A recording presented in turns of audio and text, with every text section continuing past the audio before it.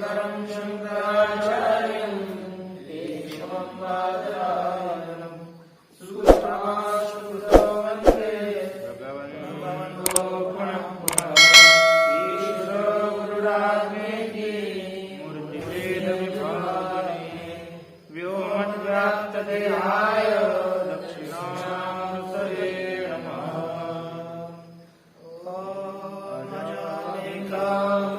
शुक्लकृष्णा भवे प्रजासमाना भजन्ते चारतेनां भोगामस्तान् कव्याय महामुनये मुनयस्तशाय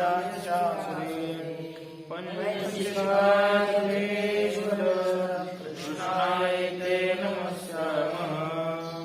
दुःखत्रयादिघाता जिज्ञासागतपातयेतु दृष्टे सा पार्थाच्मे नैकां सावन्ततो भावः। धर्म श्री कृष्ण श्री विरचित श्री ईश्वर कृष्ण प्रणीता ये जो सांख्य तत्व का उसके ऊपर श्री वाचस्पति मिश्र जी की तत्व कौन का नामक टीका है। इनका विचार करते हुए नवम कारिका में यह कहा गया कि इसके उपोद्घात में सांख्य मत में बौद्ध मत में और वेदांतियों के मत में, इन तीनों के भी मत में प्रधान की सिद्धि नहीं होती। तो प्रधान सिद्धि के लिए यहाँ पर पहले वही न्याय बोली तो वैसे सिखाया जाता है।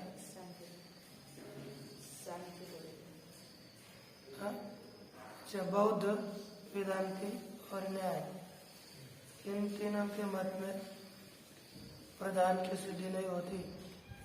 यहाँ पर सांख्य के मत में प्रधान की सिद्धि के लिए सत्कार्यवाद का स्वीकार किया गया है। बौद्ध मत में असत से सत की उत्पत्ति, वेदांत मत में परमात्मा से विवर्त जगत की उत्पत्ति और न्याय मत में सत से असत की उत्पत्ति। इस तरह से ये इनके मत में बताया गया। लेकिन वेदांत मत में, सांख्य मत में सत्कार्यवाद माना जाता है, क्योंकि अपने प्रधान की सिद्धि के लिए। तो उसमें कुछ हेतु दिए नवम कारिका में।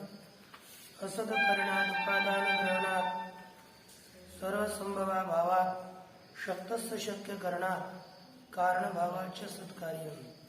प्रतिज्ञा है कार्यम सत, कार्य उत्पत्ति के पहले भी सत था।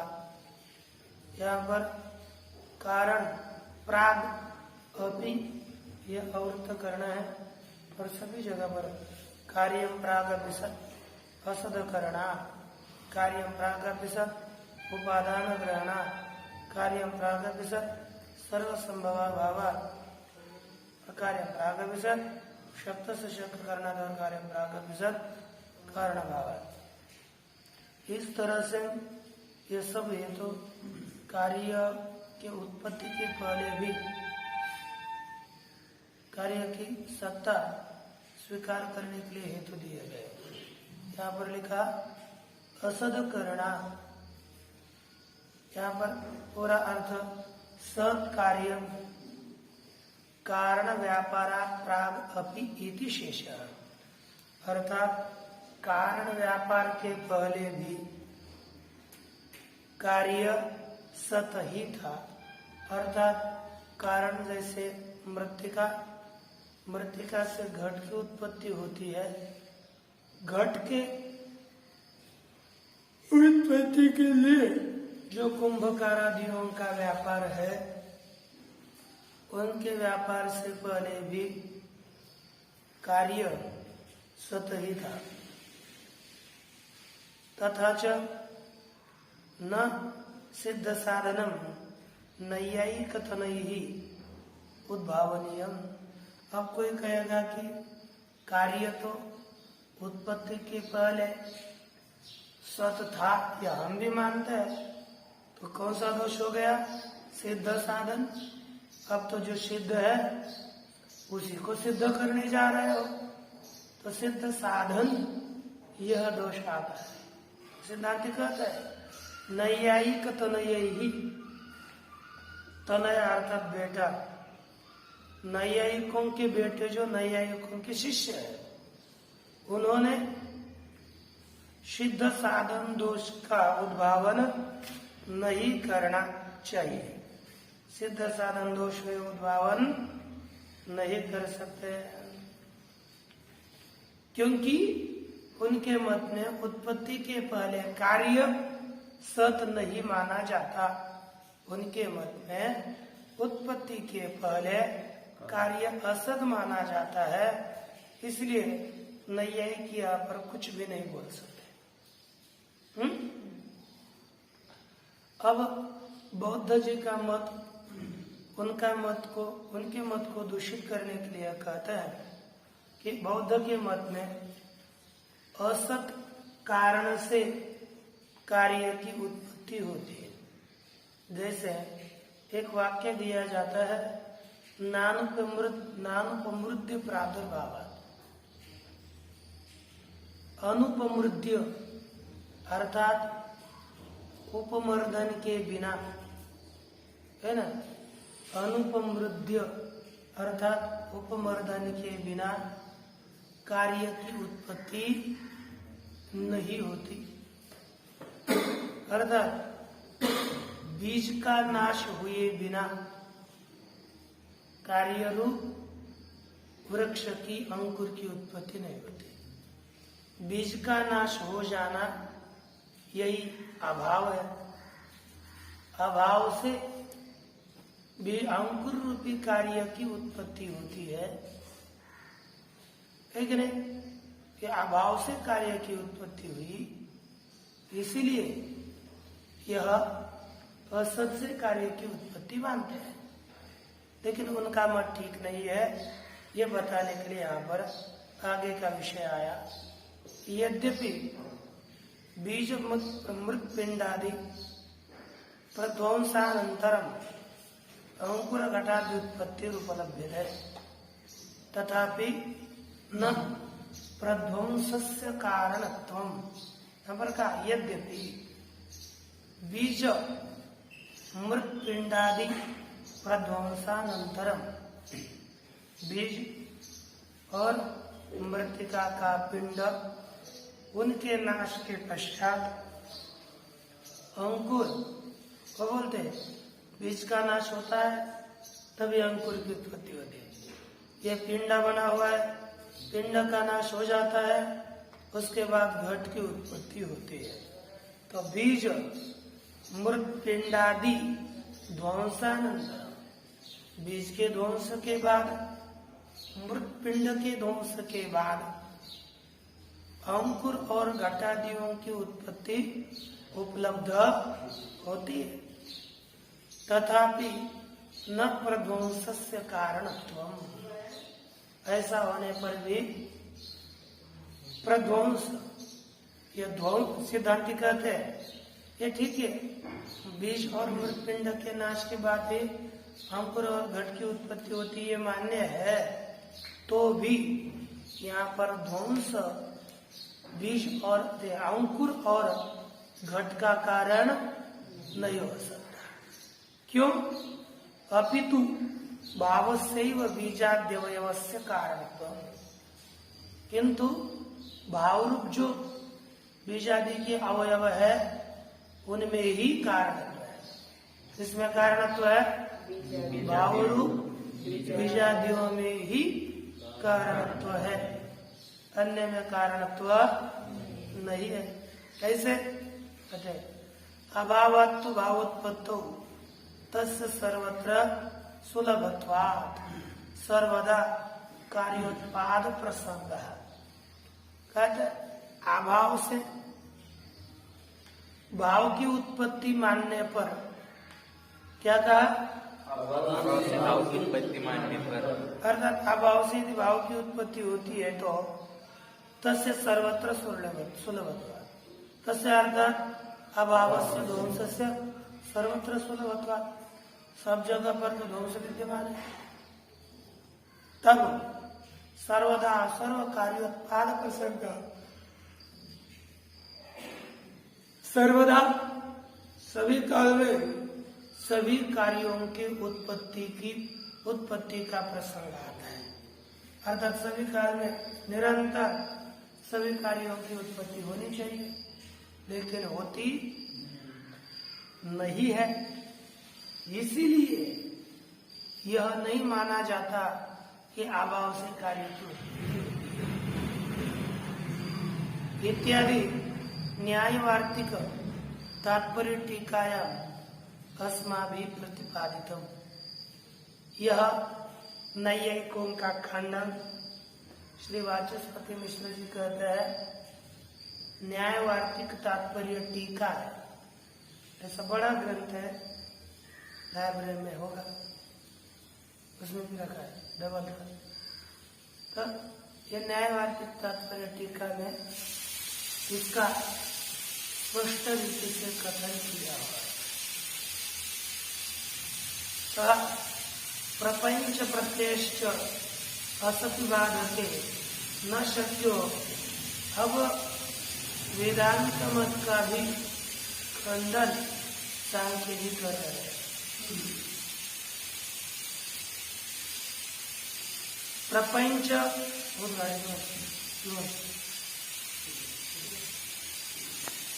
जगत का जो मिथ्यात्व माना है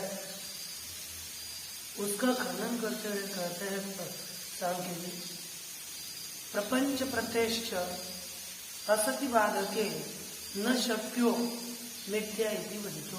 वो कहते प्रपंच का प्रत्यय अर्थात प्रपंच का अनुभव ज्ञान बाधके असति, कोई बाधक न होने पर मिथ्या इति वदितुम न शक्य। इस प्रपंच को मिथ्या हम बोल नहीं सकते।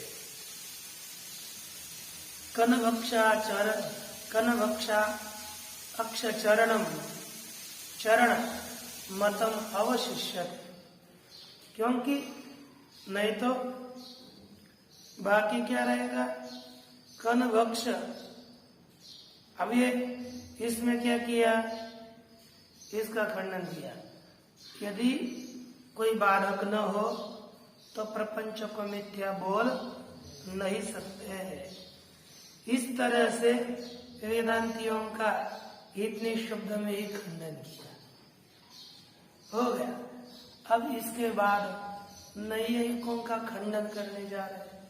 यदा कणभक्ष और आक्ष चरण मतम अवशिष्य है। कणभक्ष अर्थात काणाद और अक्षपाद अर्थात गौतम, इनका मत अवशिष्ट है। तत्र इदं प्रतिज्ञातम,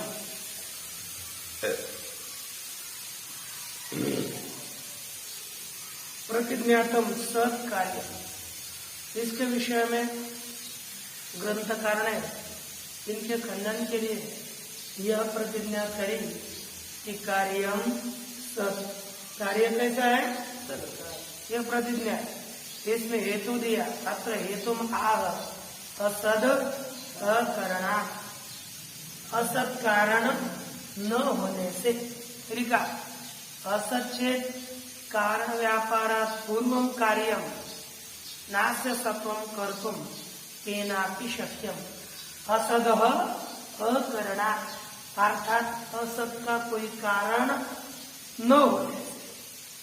कारण व्यापारात् पूर्वम कार्यम असत, कारण व्यापार से पहले कार्य यदि असद है तो अस्य सत्वं कर्तुम तेनापि न शक्यम। इस कार्य का सत्व करने के लिए अर्थात कार्य सत्य है, यह बताने के लिए कोई भी समर्थ नहीं है। कार्य असद ही है तो असत को कोई भी सद नहीं कर सकता। नहीं नीलम शिल्प सहस्रेणापि पीतम कर्तुम शक्यते। हजारों शिल्प आ गए, अर्थात हजारों या शिल्पकार आने पर भी नील वर्ण को कोई भी पीत वर्ण नहीं कर सकता। नील में पीतत्व का अभाव है तो नील में पीतत्व की उत्पत्ति कोई भी कर नहीं सकता। इसलिए यहाँ पर घट रूपी कार्य की उत्पत्ति हो रही है तो उत्पत्ति के पहले भी मृत्यका में घट सत ही मानना चाहिए। यह सांख्यों का मानना है। सतः संख्या और सदसत्वे घटस्य धर्मो इति चेत, शंका करी सद और असत, सत्व और असत्व यह दोनों भी घट के धर्म है, ऐसा मानोगे तो भी असति धर्मिणी न तस्य धर्म इति सत्वम तदवस्थम एवं। कहा कि असति धर्मिणी, धर्मी असत होने पर उनका धर्म सत है। न तस्य धर्म इति सत्वम तद अवस्था में। कहते कि यदि धर्मी असत है तो उसका कोई धर्म ही नहीं हो सकता। तो सत्व के विषय में वैसी स्थिति है जैसे पूर्व में बताया कि उत्पत्ति के पहले यदि कार्य असत है तो वह बाद में सत नहीं हो सकता। वैसे ही धर्मी यदि असत है तो उसमें सत्व सिद्ध नहीं हो सकता। इसीलिए सत्वम तदवस्थम एवं, कार्य का सत्व वैसा ही सिद्ध होता है। कार्य उत्पत्ति के पहले कार्य क्या मानना चाहिए? सत्य मानना ही चाहिए।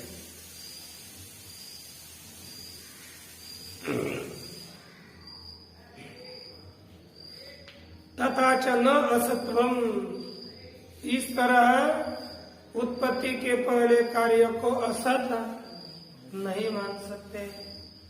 असंबद्धेन अतद आत्मना च असत्वेन कथम असंघट, कहते हैं कि असंबद्धेन अतद आत्मना च, असंबद्ध और अतद रूप असत्व के द्वारा कथम असंघट, जो असत्व घट के साथ संबद्ध नहीं है, जो असत्व घट रूप नहीं है, ऐसे असत्व के द्वारा घट असत कैसे होगा?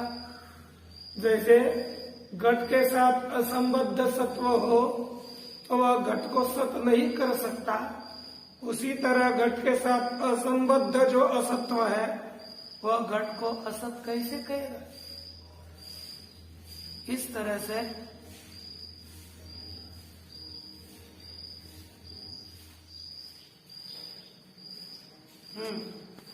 कारण व्यापार ऊर्ध्वमेव तथा प्रागति सदैव कार्यमिति। इसलिए कारण व्यापार से के बाद में जैसे घट को हम सत मानते हैं, कारण व्यापार होता है ना, कारण किसको कहते हैं? मृत्तिका है, दंड है, उसमें चक्र है, इत्यादि कुंभार है। इनके व्यापार के बाद में पहले घट जैसे, उसके बाद में जैसे घट को हम सत मानते हैं, उसी की तरह कारण व्यापार प्राग अपि, कारण व्यापार से पहले भी घट सत ही है, घट असत नहीं है। कारणाच्च सतो अभिव्यक्तिरेव अवशिष्यते। और अब निर्धारित हो गया कि घट कारण, घट के उत्पत्ति के पहले भी, कारण व्यापार के पहले भी घट सत था ही था। फिर बाद में उत्पन्न होता है, ऐसा क्यों व्यवहार होता है? कहते हैं यहाँ पर घट पहले भी था, लेकिन केवल बाद में अभिव्यक्त होता है। क्या होता है? कारण व्यापार के पहले विद्यमान घट की बाद में अभिव्यक्ति मात्र होती है, इतना ही। अस्य सतः घटस्य अभिव्यक्तिरेव अवशिष्यते, केवल अभिव्यक्ति ही अवशिष्ट रहती है। सतश्च अभिव्यक्ति रूपपन्ना यथा पीड़नेन तिलेषु तैलस्य, जैसे सत पदार्थ की अभिव्यक्ति सिद्ध है। उपपन्ना अर्थात सिद्ध है। क्या सिद्ध है? किसकी? सत पदार्थ की अभिव्यक्ति सिद्ध है। जैसे तिल में तेल तो पहले से होता है, फिर बाद में उत्पन्न, जब उसको निष्पीड़न करेंगे, उसको कूटेंगे वगैरह कुछ भी खाने में डालेंगे, तो उससे तेल की अभिव्यक्ति होती है। तेल वहां नहीं था और फिर उत्पन्न हुआ, ऐसा है क्या? फिर नहीं तो करो पत्थर से तेल निकालो। यदि तेल न होने पर उत्पन्न होता है तो निकाल सकते हैं। आप लोग हो गए वो आलू चाहिए को नहीं रखा था, अरे क्या ऐसा कभी होता ही नहीं। ये वो प्रयत्न करने पर साफल्य होता है, ये बताने का तात्पर्य। दिखाओ तेल निकाल करके, नहीं दिखाओगे? नहीं, मैं 10,000 रुपये देता हूँ, बस मुझे पाव किलो तेल देना, आलू का। हाँ, दे सकोगे? हाँ, हर बात में ये होता है। अवधानेन धान्येषु तण्डुलानां, अवधान है ना, अवधान के द्वारा, अवधान जैसे कुटना, अवघाते न पहले, अवधान ने अवघात कर, अवघात, अवघात के द्वारा अर्थात कूटने के द्वारा, जैसे धान्य अर्थात साल, उससे तंडुलों की उत्पत्ति होती है। तंडुलों की बस अभिव्यक्ति होती है, नूतन तंडुलों की उत्पत्ति नहीं होती। दोहने न सौरभीषु, पैसा दूध निकालने से, गायों में से क्या निकलता है? दूध निकलता है। पहले दूध नहीं था और फिर उत्पन्न हो गया, ऐसी बात है क्या? वहां पर कार्य सत है। असतः करने तो न निदर्शनम किंचित अस्ति, कहते कि असत पदार्थ के कारण में कोई दृष्टांत, निदर्शन अर्थात दृष्टांत नहीं है। असत का कोई कारण होता है ना? असत के व्यक्ति में कोई दृष्टांत नहीं, उसका स्पर्श करते हैं। न खलु अभी व्यज्यमानम चोत्पद्यमानम व क्वचित असत दृष्टम, कहीं पर भी अभिव्यज्यमानम उत्पद्यमानम व क्वचित असत न दृष्टम। अभिव्यज्यमान अर्थात अभिव्यक्त होने वाला और उत्पन्न होने वाला कोई भी पदार्थ असत नहीं देखा गया। जो उत्पन्न होता है वह असत नहीं होता, वह तो सत ही होता है। इस तरह से कार्य सत है, यह सिद्धांति का, सांख्यों का मानना है। इतश्च कारण व्यापारात् प्राक् सदैव कार्य, कहते इससे भी कारण व्यापार से पहले कार्य सत ही है। कैसे है? कारण के व्यापार से पहले कार्य सत ही है। उपादान ग्रहणात्, क्या लिखा? उपादान के ग्रहण से कार्य सत ही है। उपादानानि कारणानि, क्या है? उपादान अर्थात कारण। हम लोग क्या करते हैं, मृत्यु के घट के उत्पत्ति के लिए उसके उपादान मृत्तिका को लेते हैं। यदि कार्य असत है तो उपादानों को क्यों ले ले, दूसरा पदार्थ ले लो उसे हो जाए। अरे असत से ही घट की उत्पत्ति होनी है तो अन्य से हो जाए, तो होती तो नहीं। ग्रहण का अर्थ करता है संबद्ध, संबंध। उपादानों का अर्थात कारणों का कार्य के साथ संबंध होने से भी कार्य सत है। क्या होने से कार्य सत है बोलिए? उपादानों का कार्य के साथ, ठीक ना?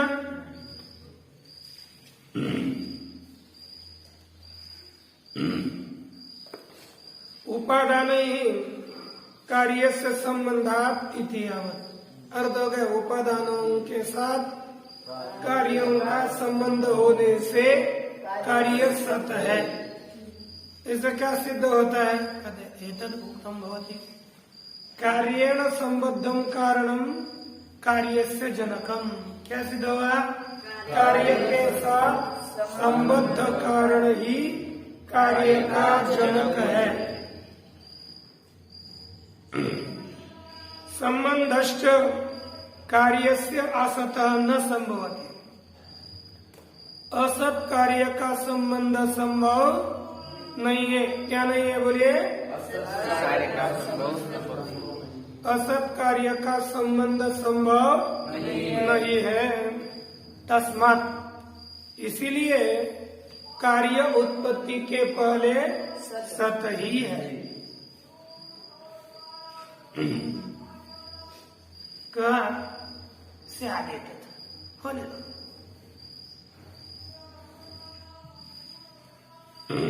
ये होने दो अर्थात जो हम आगे बताने जा रहे हैं ये होने दो। असंबद्धमेव कारणैः कार्यं कस्मात् न जन्यते। असंबद्ध कार्य कारणों के साथ असंबद्ध अर्थात जो संबंधित नहीं है ऐसा कार्य क्यों उत्पन्न नहीं होता? शंका कर रहा है। कारण के साथ जिसका कुछ भी संबंध नहीं है ऐसा कार्य उत्पन्न क्यों नहीं होता? तथा च असदेव उत्पत्स्यते इति। अतः इस तरह असत की ही उत्पत्ति होती है। क्या होती है? असत की उत्पत्ति होगी। तो इसका उत्तर देते हैं सर्वसंभवा भावा। क्या कहा? सर्वसंभवा भावा। बोलिए सर्वसंभवा भावा। कहते हैं यदि असत से ही कार्य की उत्पत्ति होती तो सभी से सभी पदार्थों की उत्पत्ति हो जाती। ये कहते हैं कि आभाव से घी की उत्पत्ति होती है तो घी हम तो खरीदते ही नहीं। संदीप चैतन्य को बोल देते, संदीप जी को बोल देते, चैतन्य हो गए तो है ना, संदीप जी हो गए तो क्या आप क्या करिए? सभी थोड़ा घी लाइए तो घी जा लेते और किसी की भी अभाव से क्या लेते? घी ला लेते। फिर तो सिद्ध लोगों में कितनी पूजा होती है ना? लेकिन ऐसा होता है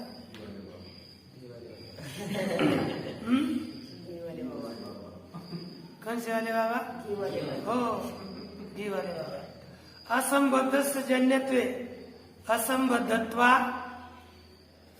अविशेषेण सर्वं कार्य जातम सर्वस्मात् संभवे। देखो क्या कहते हैं कि असंबद्ध जन्यत्वे, जो कार्य कारण के साथ संबद्ध नहीं है ऐसे अकार्य की उत्पत्ति मानने पर असंबद्धत्वा अविशेषेण असंबद्धत्व अविशेष अर्थात समान होने से। क्या समान होने से? असंबद्धत्व समान होने से सर्वं कार्य जातम सर्वस्मात् भवे, सभी प्रकार के कार्य समुदाय सभी पदार्थों से उत्पन्न हो जाते। न चैतद अस्ति, परंतु ऐसी बात नहीं है। तस्मात् न असंबद्धम असंबद्धेन जन्यते, इसलिए असंबद्ध कार्य असंबद्ध है ना, असंबद्ध के द्वारा उत्पन्न नहीं किया जाता। कारण क्या? संबद्ध कार्य ही संबद्ध कारण के द्वारा उत्पन्न किया जाता है। अपितु संबद्धेन संबद्धम न संबद्धम संबद्धेन जन्यते, संबद्ध कार्य संबद्ध कारण के द्वारा उत्पन्न किया जाता है। कर्मणि यथा आहु सांख्य वृद्धा, जैसे सांख्य वृद्ध लोग कहते हैं। क्या कहते हैं? देखिए, असत्वे नास्ति संबद्ध कारण सत्व संगी, असंबद्ध सचोत्पत्ति मिच्छतो न व्यवस्थिति। कहा असत्वे सत्व संगी कारण संबद्ध संबंध नास्ति। कहा कि सत्व संगियों के साथ, सत्व संगी जो कारण है उनके साथ है ना, असत्व संबंध नास्ति, कारण असत होने पर संबंध नहीं है। सिद्धांतियों ने उत्तर दिया। अब आगे होना कर स्यादेत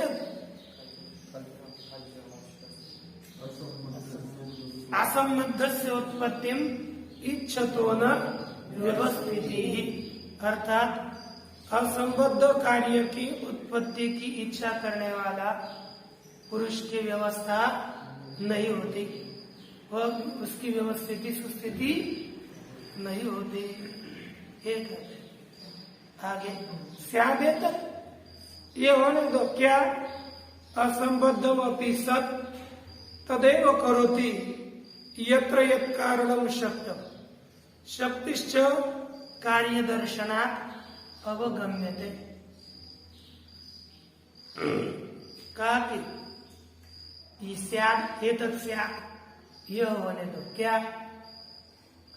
असंबद्धम अपि सत् तदेव करोति यत्र यत् कारणम शक्तम। देखो, असंबद्धम अपि, जो असंबद्ध है लेकिन सत् कारण है, वह वही कार्य उत्पन्न कर लेता है। यत्र यत् कारणम शक्तम, अर्थात जिस पदार्थ के विषय में जो कारण समर्थ है ना। जैसे घट के उत्पत्ति में मृत्तिका समर्थ है, तो मृत्तिका घट को ही उत्पन्न करती है, अन्य को उत्पन्न नहीं करती। एवमेव सा शक्ति ही शक्त करणाश्रया। अच्छा, आगे ले रहे, शक्तिश्च कार्य दर्शनात् अवगम्यते, अर्थात इसकी शक्ति इस पदार्थ को उत्पन्न करने में है। इस शक्ति का ज्ञान कब होता है? कार्य के ज्ञान के बाद, कार्य दर्शन के पश्चात से ही शक्ति का ज्ञान होता है।